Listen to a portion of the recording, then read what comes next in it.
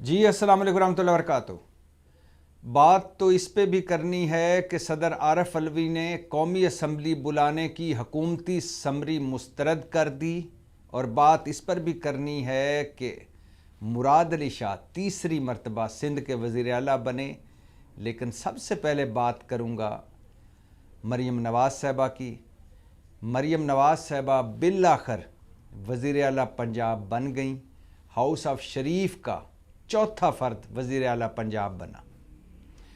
आज ज़रा चंद लम्हों के लिए शुभ शुभ बातें कर लेते हैं, अच्छी अच्छी बातें कर लेते हैं। आज मरीम नवाज़ साहिबा की वो फ़र्ज़ी कहानी नहीं दोहराते कि मैं जब जेल में थी तो फ्राई पैन से कपड़े इस्त्री किया करती थी। यानी फ्राई पैन से कपड़े इस्त्री करना। एक तरफ वो कह रही थी कि मैं जेल में थी और डेथ सेल में थी, वहाँ फ्राई पैन मिल गया और फ्राई पैन इतना गर्म करने का भी कोई तरीका भी मिल गया और फिर उससे कपड़े भी इस्त्री हो गए। इस कहानी की बात नहीं करते, इस मखौल की बात नहीं करते, इस मजाक की बात नहीं करते, और ये मजाक या ये मखौल भी डिस्कस नहीं करते कि मेरी बैरून मुल्क क्या, मेरी तो अंदरून मुल्क कोई जायदाद नहीं, और फिर पौने अरब की जायदाद कागज़ों में खुद डिक्लेयर की। और इसकी भी बात नहीं करते कि वो जो एहतसाब अदालत में कैलबरी फाउंट ले आई थी, कैलबरी फाउंट बनने से पहले, और झूठी ट्रस्ट डीड जो ले आई और सुप्रीम कोर्ट में जो जालसाजी की, और इसकी भी बात नहीं करते कि मरीम नवाज़ का आना मरूसी सियासत जैसी लानत का एक कारनामा है। और क्या हमारी जमहूरियत है, क्या हमारा निज़ाम है, क्या हमारा मुल्क है कि हाउस ऑफ शरीफ और पंजाब को देखें तो 2 मरतबा नवाज शरीफ वज़ीर आला, 3 मरतबा शहबाज शरीफ वज़ीर आला, 1 मरतबा हमज़ा शहबाज वज़ीर आला, और अब मरीम नवाज़ वज़ीर आला।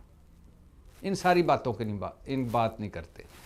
बात करते हैं कि मरीम नवाज़ के चैलेंज क्या होंगे। आज इस पर बात कर लेते हैं, ज़रा एक नज़र मार लेते हैं। मरीम नवाज़ वज़ीर आला बनी, उन्होंने वज़ीर आला का हलफ उठाया।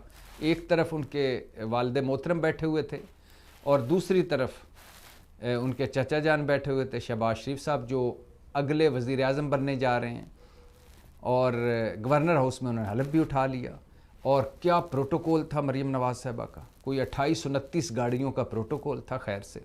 और मरीम नवाज़ ने पहली एक तकरीर भी झाड़ी है, कमाल तकरीर की है, और वादे दावे नारे और तकरीर, सुहानी तकरीर, इस पर भी बात करते हैं।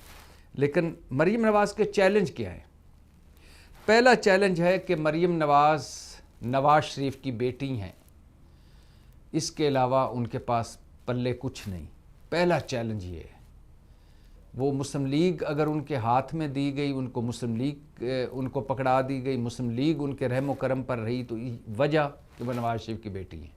और आज वज़ीर आला पंजाब बन रही हैं, आधे से बड़ा पंजाब, 139-40 सीटों वाला पंजाब कौमी असम्बली की, अगर उसकी वज़ीर आला बन रही हैं तो उसकी वजह नवाज शरीफ की बेटी है। तो यही सबसे बड़ा चैलेंज है कि उन्हें साबित करना है कि वो अहलियत की बुनियाद पर, किसी न किसी अहलियत की बुनियाद पर वज़ीर आला बनी है, सिर्फ नवाज शरीफ की बेटी नहीं है। दूसरा बड़ा चैलेंज नातजर्बेकारी। उन्होंने खैर से एक दिन भी किसी हुकूमती ओहदे पर काम नहीं किया, एक दिन भी किसी दफ्तर में नहीं बैठी हैं, तो बड़ी खुश नसीब ना। और बिलावल भुट्टो एक दिन काम किए बग़ैर अरबपति हैं, और मरीम नवाज़ साहिबा एक दिन काम किए बग़ैर अरबपति हैं। और बिलावल भुट्टो के तो वालिद मोहतरम आसफ़ अली ज़रदारी साहब बता चुके हैं कि वो अंडर ट्रेनिंग है, यानी उनकी ट्रेनिंग हो रही है एज़ ए वज़ीर ख़ारजा, बहैसियत वज़ीर ख़ारजा। जब वो 16 महीने खड़का चुके, 56 दौरे कर चुके, और मुल्क के वज़ीर ख़ारजा बनकर 16 महीने वो गुजार चुके, तो उसके बाद उनके वालिद साहब कह रहे थे कि वो अंडर ट्रेनिंग है। यानी एक अंडर ट्रेनिंग बंदे को वज़ीर ख़ारजा आपने बना दिया। ये हमारा मुल्क है ऐसे कि ये बड़ों के जो बच्चे हैं ये अंडर ट्रेनिंग ही होते हैं, और फिर हम पर मुसल्लत होते हैं, और फिर ट्रेनिंग करते हैं, और फिर सीखते हैं, फिर गलतियाँ, फिर ब्लंडर। इसी वजह से हम यहाँ पहुँचे हुए हैं। खैर, मरीम नवाज़ साहिबा की दूसरा बड़ा चैलेंज है नातजर्बेकारी। तीसरा बड़ा चैलेंज है नफ़रत और तकसीम की सियासत और चोरी शुदा मैंडेट। जिस वक्त मरियम नवाज़ पंजाब असम्बली में अपनी पहली तकरीर कर रही थी, उसी वक्त पंजाब असम्बली से चंद किलोमीटर के फासले पर 99 पीटीआई के वो मेंबर पंजाब असम्बली के उम्मीदवार मीडिया से बात कर रहे थे जो फॉर्म 45 के लिहाज से जीत चुके थे और उन्हें हराया गया। मतलब एक कम 100 उम्मीदवार बैठे बता रहे थे कि हम जीत गए थे और हमें हरवाया गया है। यानी मरियम नवाज़, इसका मतलब है कि चोरी शुदा मैंडेट पर वज़ीर आला बनी है। वो एक शेर याद आ गया कि ताज़ा ईजाद हुई है मेरी बस्ती में यह रस्म, फ़तह का जश्न मना लेते हैं हारे हुए लोग। तो मरियम नवाज़ का तीसरा बड़ा चैलेंज है नफ़रत और तकसीम की सियासत। मरियम नवाज़ ख़ुद भी नफ़रत और तकसीम की सियासत करती रही हैं और इसी हवाले से वो जानी जाती हैं।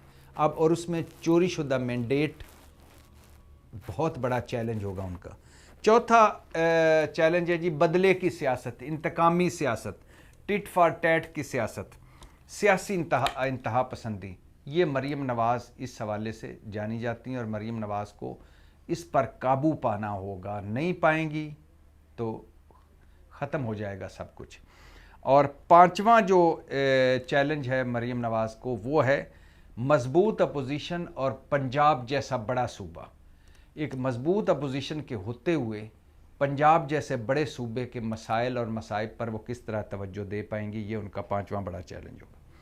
मरियम नवाज़ जिस वक्त असम्बली में ये तकरीर कर रही थी कि वो इंतकाम की सियासत नहीं करेंगी और औरत उनकी रेड लाइन होगी, उससे चंद लम्हे पहले असम्बली में आते हुए उज़्मा कारदार, जो पहले पाकिस्तान तहरीक इंसाफ की सियासतदान थी और जिनको एक मरतबा वो स्टेज पर किसी जलसे के स्टेज पर भी धक्का देकर पीछे हटा चुकी हैं, उनको मिलते हुए उन्होंने मिलने की कोशिश की तो उनका बाजू झटक कर अपनी सीट पर पहुंची थी और पहुंचकर वहां तकरीर कर रही थी कुछ देर के बाद कि औरत मेरी रेड लाइन होगी, औरत से ज़्यादती बर्दाश्त नहीं करूंगी और मैं इंतकामी सियासत नहीं करूंगी।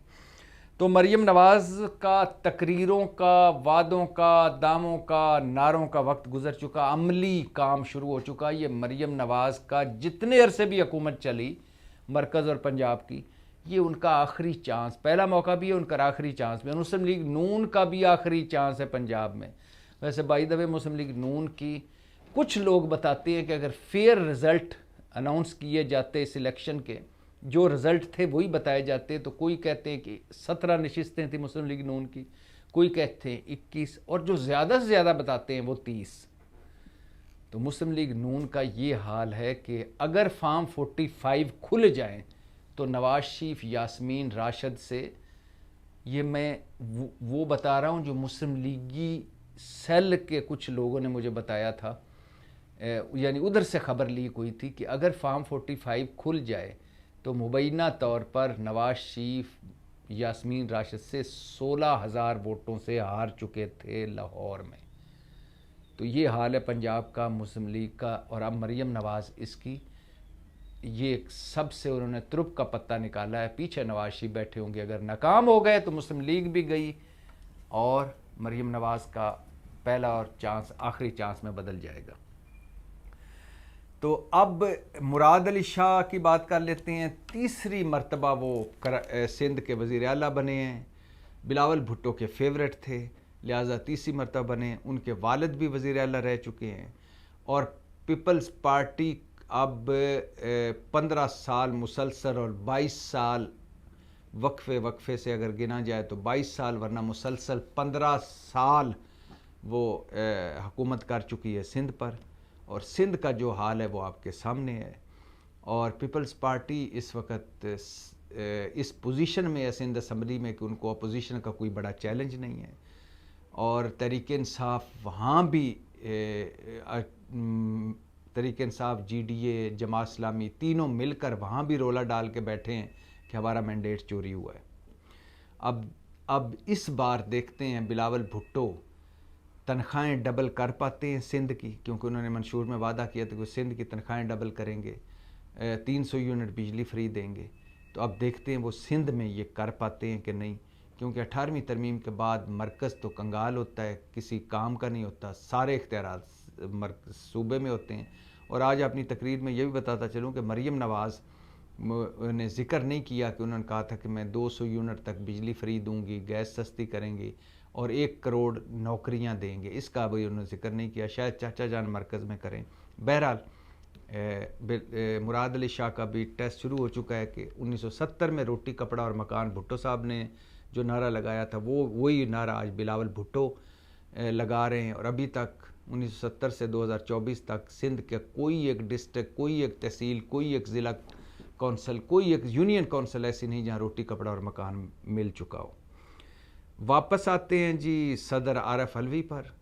कौमी असम्बली की समरी भिजवाई थी बुलवाने की 29 फरवरी को कि कौमी असम्बली का इजलास बुलवाया जाए। सदर आरफ अलवी ने वो समरी पहले रोक ली कि पहले कौमी असम्बली का ऐवान मुकम्मल किया जाए, मतलब सुन्नी इत्तेहाद कौंसल, मतलब PTI को जो ख़वातीन और अक़लियती नशिस्तें मिलनी हैं, मखसूस नशिस्तें, वो दी जाएँ ताकि फिर मैं कौमी असम्बली का इजलास बुलाऊँ। उसके बाद सदर ने वो समरी मुस्तरद कर दी 1-2 दिन के बाद, और आज सुना जा रहा है कि स्पीकर कौमी असम्बली राजा परवेज़ अशरफ अब इजलास बुलाएंगे 29 फरवरी को।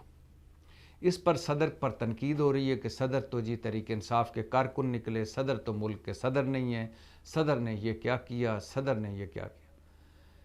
कोई ये नहीं कह रहा कि सदर ने ठीक काम किया। सदर अलवी वैसे कह क्या रहे हैं? सदर अलवी क्या वो गलत कह रहे हैं? नहीं, बिल्कुल गलत नहीं कह रहे। और सदर अलवी कह रहे हैं कि PTI को उनकी मखसूस नशिस्तें दी जाएं, ख़वातीन और अक़लियती नशिस्तें। और सदर, क्या ये सदर गलत कह रहे हैं? बिल्कुल गलत नहीं कह रहे। अब मैं तो ये हैरान हूँ कि पंजाब और सिंध असम्बलियों के इजलास क्यों बुलाए गए, वहाँ स्पीकर और डिप्टी स्पीकर के इंतखाब क्यों करवाए गए, वहाँ वज़ीर आला दोनों क्यों मुंतखब हुए, जब अपोजिशन, मतलब पंजाब में तो पाकिस्तान तहरीक इंसाफ ही सबसे बड़ी अपोजिशन है, और मरकज़ में और उधर सिंध में भी तीसरी बड़ी पार्टी है। तो जब तहरीक इंसाफ को ख़वातीन की नशिस्तें ही नहीं मिली, अक़लियती नशिस्तें ही नहीं मिली, मतलब जब उनका अपोजिशन का अपना हाउस ही मुकम्मल नहीं हुआ, तो वो क्या डिप्टी स्पीकर का इलेक्शन लड़ेगी, स्पीकर का लड़ेगी, वज़ीर आला का लड़ेगी। तो जब मेंबर पूरे नहीं थे तो वो क्या मुकाबला करेंगे मुराद अली शाह या मरीम नवाज़ का? खा वो जीत ही जाते, लेकिन अपोजिशन के पास अपनी पूरी तादाद तो होनी चाहिए। और पूरी तादाद किए बगैर पंजाब असम्बली का और सिंध का इजलास भी हो गए, डिप्टी स्पीकर, स्पीकर के भी इलेक्शन हो गए, और वज़ीर आला भी दोनों जगह मुंतखब हो गए। तो अब कौमी असम्बली में, काश ये सूबाई असम्बली में भी यही होता है जो सदर ने इधर किया है। कौमी असम्बली में सदर ने अगर कहा है कि पहले उनको नशिस्तें दो, फिर मुकम्मल करो, इजलास बुलाओ, तो उस पर सारे चीख रहे हैं। एक मैंडेट चोरी किया, ऊपर से ये नई वारदात, मतलब एक चोरी ऊपर से सीना जोरी। और यकीन करें, हम अपने तमाशा लगाने में, अपना मखौल बनाने में, अपना मजाक उड़ाने में हम माहिर हो गए। बुरहानों में से एक नया बुरहान निकालते हैं। अब क्या किया उन्होंने? सदर का तोड़ निकाल लिया है। सदर का तोड़ ये निकाला है कि अब राजा परवेज़ अशरफ इजलास बुलाएंगे। बुला लें इजलास। और सुना यही जा रहा है कि लग ऐसे ही रहा है कि पहले तो इलेक्शन कमीशन PTI को ख़वातीन की और अक़लियती नशिस्तें नहीं देगा। अगर देगा, जिसके 5 या 10% चांस हैं, तो वो ऐसा है कि वो सोच रहे हैं कि जैसे सिंध और पंजाब में सारा कुछ हो गया, डिप्टी स्पीकर स्पीकर हो गया, वज़ीर आला मुंतखब हो गए, इसी तरह मरकज़ में वज़ीर आज़म मुंतखब होगा, स्पीकर डिप्टी स्पीकर होगा, और उसके बाद सदारती इंतखाब होगा, और उसके बाद इनको नशिस्तें दी जाएंगी। ये भी हैं 5-10% चांसेस, और 1-आध% चांस ऐसे भी है कि शायद कोई थोड़ा सा खौफ खुदा आ जाए इलेक्शन कमीशन को और नशिस्तें दे दी जाए। लेकिन वही ना कि हम इस मुल्क का मजाक बना बना के पाकिस्तान को हमने मखौलिस्तान बना दिया, और इसकी सबसे बड़ी वजह वही है जो आप समझ रहे हैं। पाकिस्तान जिंदाबाद।